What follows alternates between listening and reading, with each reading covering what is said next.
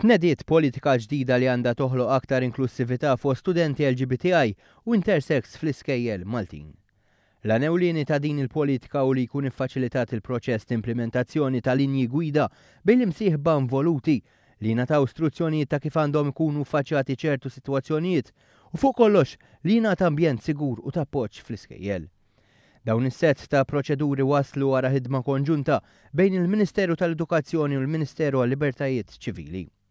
F'konferenza tal-aħbarijiet il-Ministru Helena Dalli qalet li kien hemm bżonn ta' din il-politika minħabba realtajiet ta' tfal u żgħażagħ fl-iskejjel. Għaldaqstant il-Gvern ħass il-bżonn li jnaqqas il-pis li s-soċjetà titfa' meta tiddistingwixxi bejn l-individwi.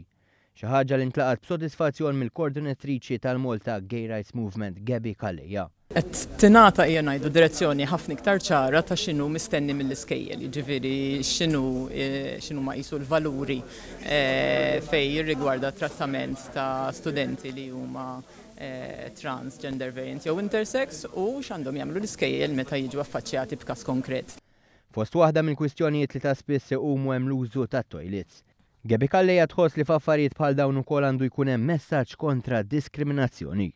Irrid ikun hemm option ejja ngħidu hekk jew ikun tajjeb jekk ikun hemm option għal min ma jħossux komdu juża toilets li huma deżignati għall-irġiel jew għan-nisa. Imma jistgħu jkunu studenti oħrajn, ġifieri l-importanti kif attinti li ma jkunux faċilitajiet li jistigmatizzaw.